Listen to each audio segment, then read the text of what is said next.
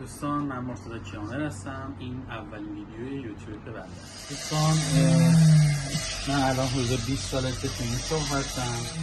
این کار سنگش هم که میاد روش میشه این نمونه‌ای که حالا هنوزم کار داره برای تکمیل شدن. الان تو این قسمت ها باید نگینای مخراج بکنم براشون بذارم و بعدم که انشالله بره برای دورکوبی و سوارکاری. استاد کیامر، حداقل زمان آموزش 0 تا 100 انگشترسازی چقدر مدت زمانه؟ این که البته ربط به استعداد افراد داره سر جای خودش، ولی دوره آموزشی ما یه دوره 1 ماهه خصوصی هستش که دوستان میتونن بیان 1 ماه به صورت خصوصی ولی بنده بهشون آموزش میدیم. البته 1 ماهش خصوصی پیش ما هستن.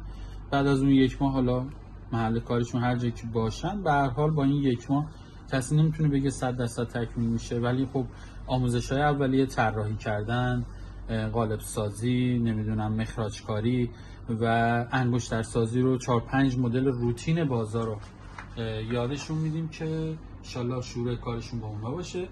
بعد دیگه میریم تو کارهای قسمت‌های حرفه‌ای‌تر. البته ربط به استعداد افراد داره سر جای خودش، ولی دوره آموزشی ما یه دوره 1 ماهه خصوصی هستش که دوستان میتونن بیان 1 ماه به صورت خصوصی ولی بنده بهشون آموزش میدیم. البته 1 ماهش خصوصی پیش ما هستن.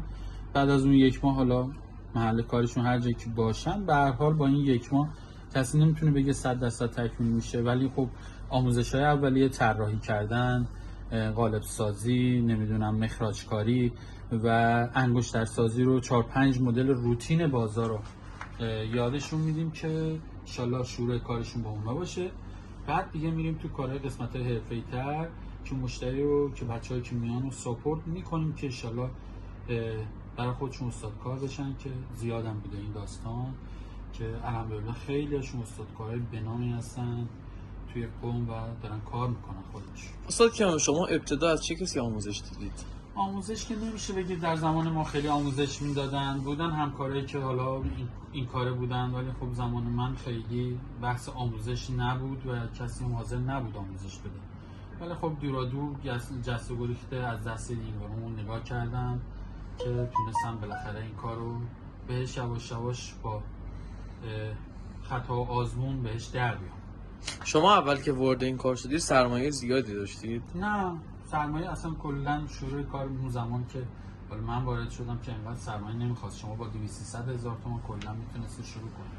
ولی خب الان چرا؟ خب سرمایه کاری با قیمت فعلی نقره و ابزارالات فکر میکنم بودن راحت بعد شما 50-60 میلیون تومان برای شروع کارتون داشته باشید.